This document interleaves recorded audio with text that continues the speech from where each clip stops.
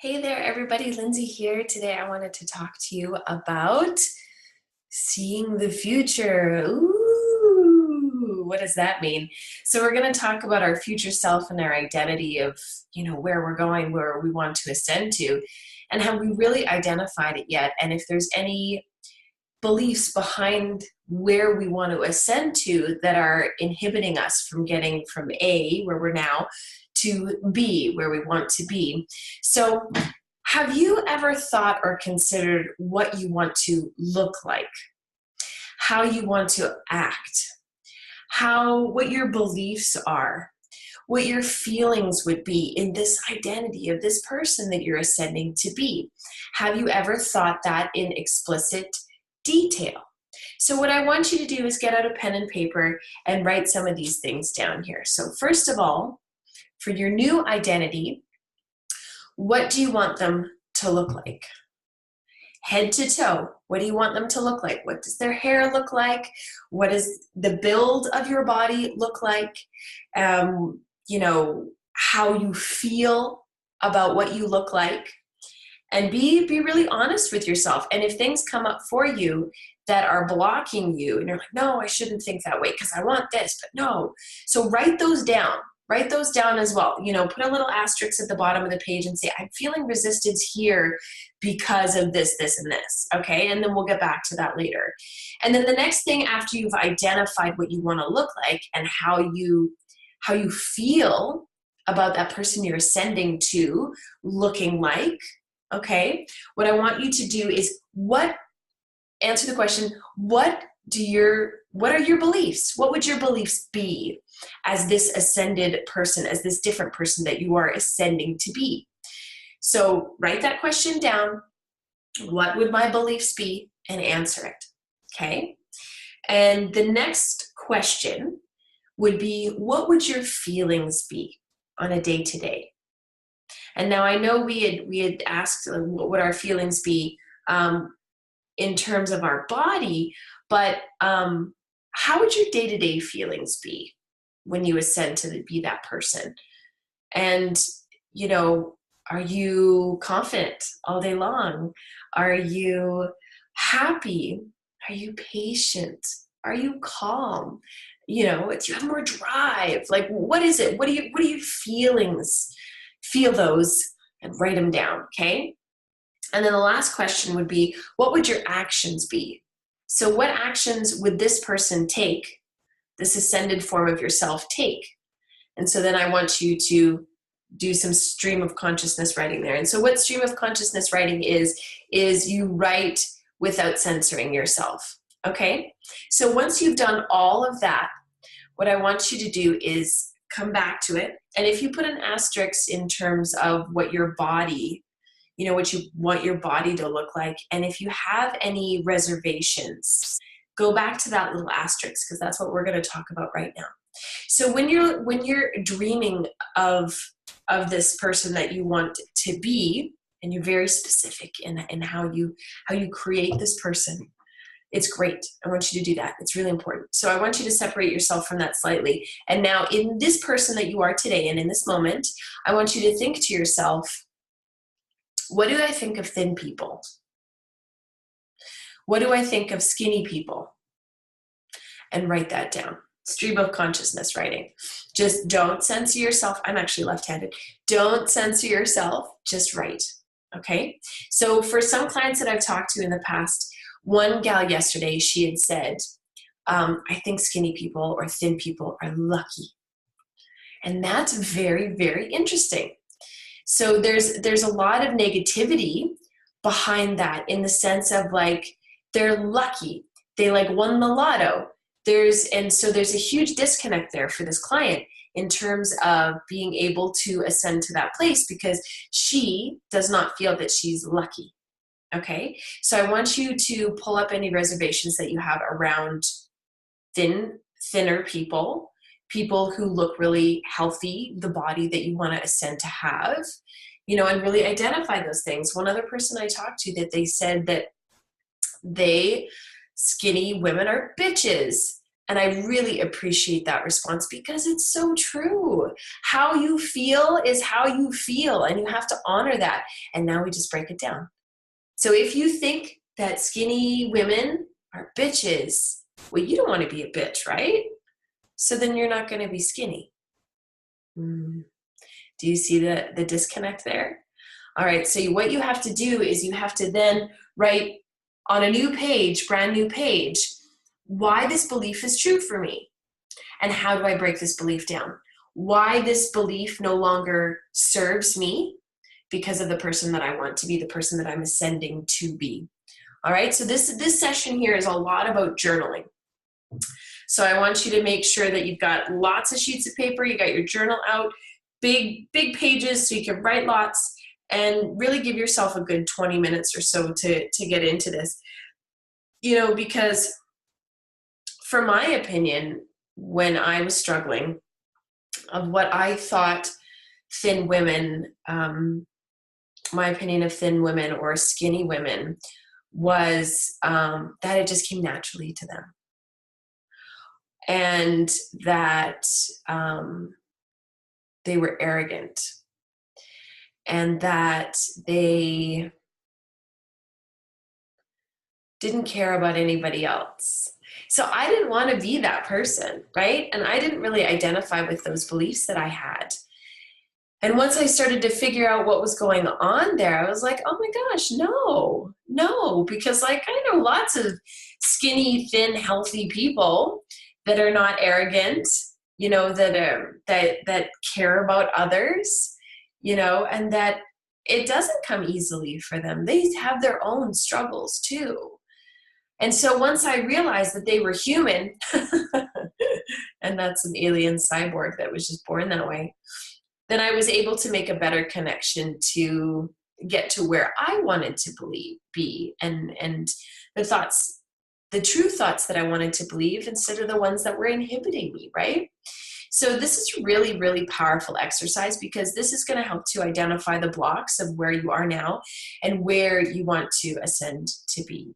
And, you know, every single one of you that I talk to, every single one of my clients that I talk to, they always say, well, at this point in my life, I was like this, and I want to get back there. Well, my sister, you can't get back there. I have to be honest with you in that respect. You can't get back there. There is no moving backwards. So you need to develop a better version of yourself. Because if you keep dwelling in the past, because what you think about is what you think about is what you think about is what you think about, you're going to constantly be thinking about the past. You're going to bring up more thoughts of the past, more thoughts of guilt, more thoughts of shame. Like, how did I let myself get away from that person that I was? I was doing so well. And then you start punishing yourself. All right. So create a different awareness around that as well, in terms of like stepping outside of the idea of, I want to get back. I want to get back to that person. Right. So for example, when I was going through all of my stuff pretty heavily, I was thinking the same thought as well. There was a point when I was in, you know, my early 20s where I was a waitress and I was, you know, working my tuchus off and all that stuff and working out tons and tons and tons. And, but I was really, really thin. And when I was thin, I didn't believe it. Like I found myself like looking at my body in the mirror being like, is that me? Oh my gosh, this is amazing. This can't be me. And because I had such disbelief of what was going on, of course, I started gaining weight. Of course, I started gaining weight, right? Because it's like I became so busy in the sense of doing the things that I needed to do, that wanted to do, you know, life responsibilities and career and whatever. And I was eating as healthy as I could. I wasn't eating as much as I should. But I kind of forgot about the extent and the grandeur of my obsession. So I muted that a little bit. I turned the volume down on that a little bit, and I was just focusing on my life and focusing on being healthy. And I didn't have as many negative thoughts. I did have some negative thoughts, but not as many. So then what ended up happening was my body's like, oh, okay, well, we don't have to really protect ourselves as much anymore. And so I started to shed a lot of weight. And and then I was getting compliments. Oh, you're looking so thin. You're looking so good. What are you doing? And of course we love that attention, right? And then for me, I would look in the mirror. I'd be like, but am I? Is this good enough? You know, I wasn't in a mental state to be okay with where I was. I wasn't. And it's much different now. Oh my goodness, it's much different now. It's like I have a completely different brain from where I was. So I say all these things because I want you to be aware of how your thinking is creating your current situation, and how you're clinging to your past thoughts and ideas are keeping you in this current situation, right? So it's really powerful to create this awareness, because then you're like, oh, I know I'm thinking these thoughts that are keeping me connected to my past, and I don't want that, because I want to be a new and improved version of myself. Because we can't go to the past. We can't get younger. I wish we could, but we can't get younger. Do you ever have anybody ever ask you, like, do you have any regrets in your life? Like, if you could go back to like grade 12, would you do it? Or would you go back to your early 20s? Would you do it? And there's some points in time where I'm like, yeah, I would go back and I would do this, this, and this. But I always come back to the same thought. If anything was different in my past, I would not have the blessed life I have today. I wouldn't have my children. The whole idea of the butterfly effect, change something in 1 second can change your entire life, right? So, I mean, as much as I would love to go back to when I was 14 and saw my mom's health in like a ridiculous decline, and then when I was 15, she got diagnosed with pancreatic cancer, to be able to go back into that part of my life and be like, Mom, you got to do this, this, and this, and this, and this. I know everything. I know many, many avenues that could have healed her. But at the same time, if you don't want to be healed, you won't. Okay, and that's really powerful to know. Because as much as we want to influence other people, as much as we want to change other people, focus all that energy on you. Work on you. Work on transmogrifying and metamorphosizing yourself, because that's all you can do. Stepping into the mindset and the empowerment of focusing on what you can change and letting the shit go of what you cannot change is really, really powerful. Creates more space in your life, creates less stress. Less stress is less cortisol. Less cortisol is what? Less weight gain, right? So avoid trying to get back to that person that you were in the past. That person that you were in the past was there for a reason. The person that you were 20 years ago was there for a reason. The person that you were 10 years ago, was for a reason. The person that you were 5 years ago, 1 year ago, they have all lined you up to be in the spot that you are now, okay? And this person that you are today and not happy with today is a sign that you need to shift. You need to alter things. You need to declutter things in your life, not just your house and your car, but what's going on in here. You got to declutter that stuff. And working through mind stuff can be very easy and can be very hard. But the goal is every day, just a step further, just 1 inch further every single day, because that 1 inch, 365 times over in a year, amazing. Massive, massive change. So I encourage you to find out what your beliefs are of this person that you want to be, that you're ascending to be. Find out what their beliefs are, what your beliefs would be when you're that person. You know, what your feelings would be when you're that person, and what your actions would be when you're that person. And then also make sure that you go into, what do you think of people who have what you want? Because if you think bad and poopy things about them, like, they're lucky, they're bitches, whatever, your brain is like, That's not me. I can't get there. I don't want any of that. I'm not lucky. I'm not deserving. I don't want to be a bitch. I don't want to be arrogant. I don't want that. Cut it off. So I'm going to stay in my snuggly sleeping blanket of protection and stay right here. And stay right here. Remember, your body is always trying to help you. I want to let that sink in for a second or two. Your body is always trying to help you. Your mind might be off in Looney Tunes land most days, but your body is always trying to balance out what your brain is doing, what's going on in your environment as well. So if you have a lot of stress in your brain, a lot of stress in your living environment, there's a lot of clutter, there's a lot of negative interaction. You're focusing on negative interaction. You know, you see the road rage so easily all the time. You see people like having a bickering fight. You like watching reality TV shows where people are, you know, fighting and stuff, because it causes like a rise in you, gets things going, right? You have to shift into getting a rise out of yourself in ways that help you instead of ways that hinder you and add a lot of shit to your life, right? So it's really hard because we're always connected to something else through technology, you know, through our computers, through our phones. We're always connected to something besides ourself.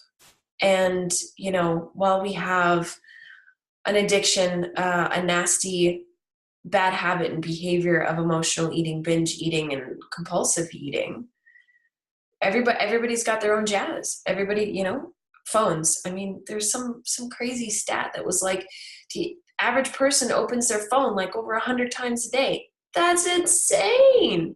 Oh my God. That's insane. We all fall in that category. So it's a matter of sitting down with yourself and then identifying, like, what do you truly value? What do you want to value? What do you want to aspire to value?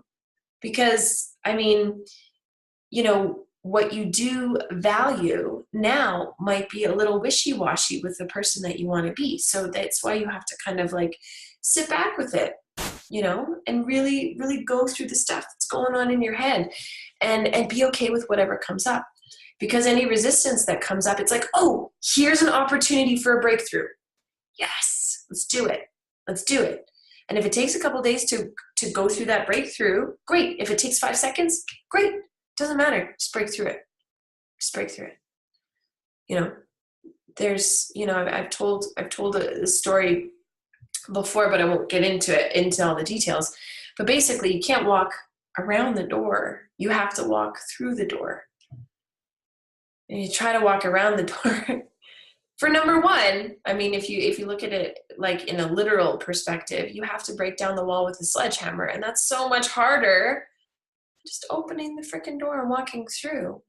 No matter if that door is like walking into a haunted house of very scary things so that you can get to what's on the other side, it doesn't matter. We are constantly put in positions where we have to walk through the door, and that's a part of our 30,000 choices that we have every day. Right?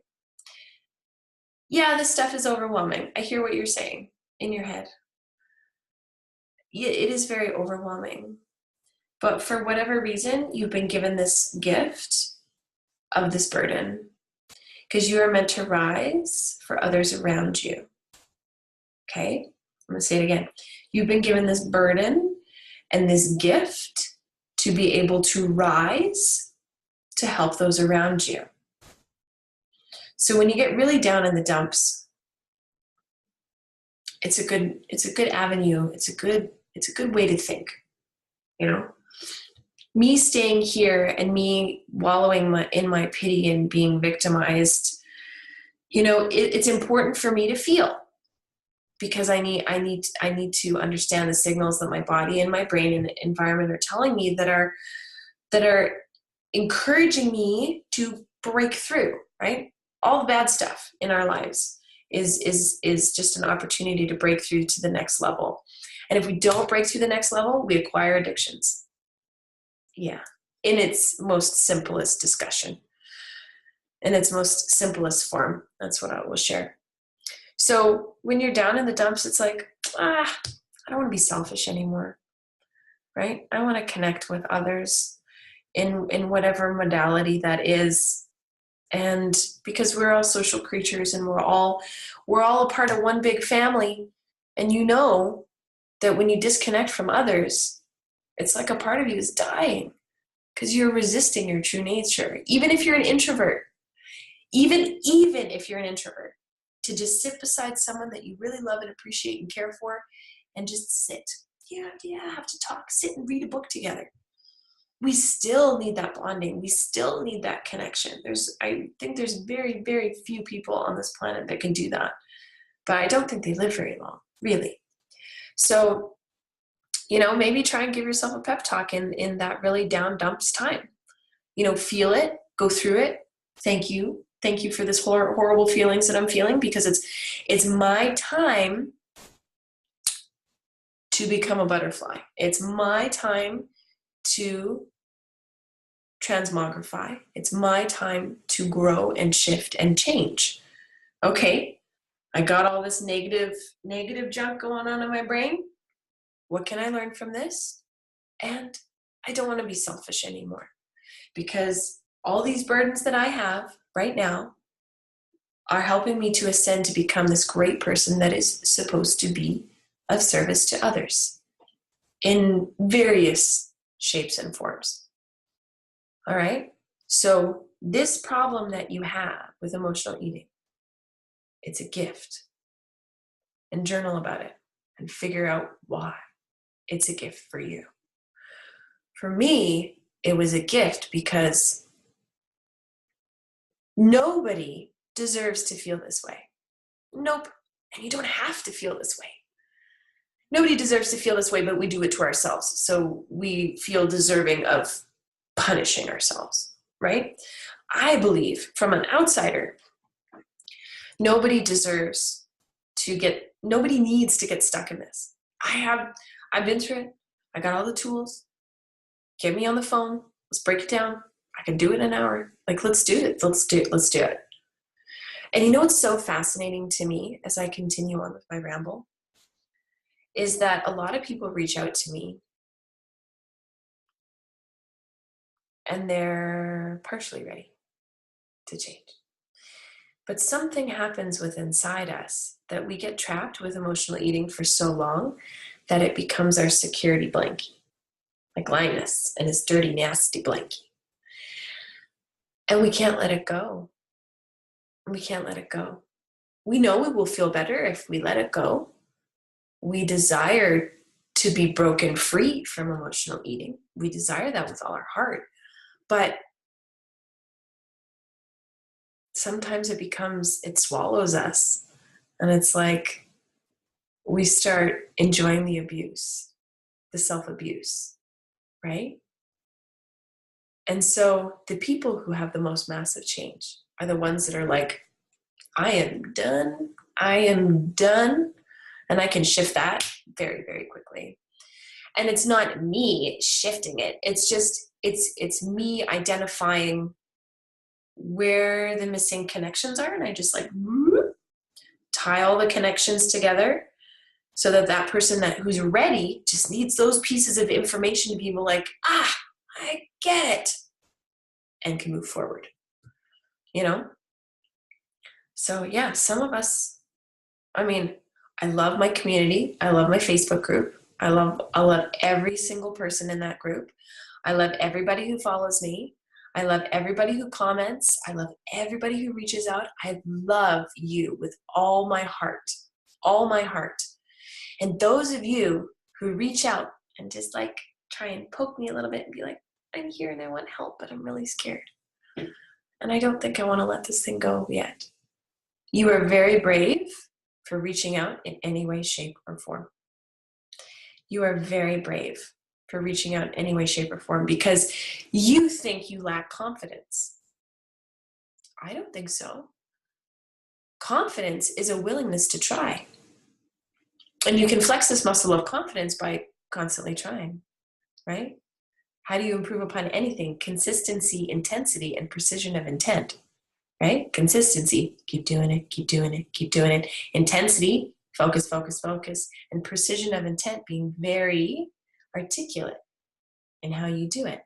Things change really, really fast when you have those three components. So, the end of my conversation with you today is identify those blockages of the person that you want to ascend to be. You know, what do you think of thin, skinny people? What feelings come up for you when you say out loud to yourself, what do I think of skinny women? What do I think of skinny people? Get sassy about it. Get 5-year-old tantrum about it. Get really judgmental and petty about it so you can figure out what your blockages are and stop denying that truth to yourself, that that's actually how you feel. Be honest with yourself, because when you have those thoughts come up, you're like, well, no wonder I haven't been able to lose weight. It's because I think skinny people are this. And then you can laugh about it. You can laugh at the simplicity of it all. But it's just walking through the door. So remember, I'm always here for you. I'm just one phone call away. So you have a wonderful day, and I will talk to you soon. Bye. Hey everyone, thanks for watching. Feel free to like and subscribe to my channel, and I'll give you lots more good info.